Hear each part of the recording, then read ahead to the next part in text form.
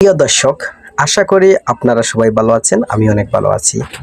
আর আমি আজকে আসছি সিলেটের যে ডিবির হাওর, যাকে আমরা এক নামেই চিনি এবং সবার সুপরিচিত একটি হাওর, যার নাম হয়েছে শাপলা বিল।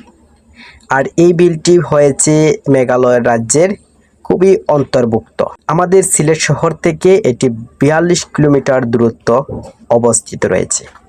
যদি আপনারা এখানে আসতে চান তাহলে অবশ্যই আপনারা সিলেট থেকে যদি রওনা দেন তাহলে সিলেট বাস স্ট্যান্ড থেকে আপনারা সোজা চলে আসতে পারেন জৈন্তাপুর। তারপরে এখান থেকে আপনারা সরাসরি চলে আসতে পারেন এই হাওরে। আর এখানে খুবই অল্প বাজেটে এখানে আসা যায়।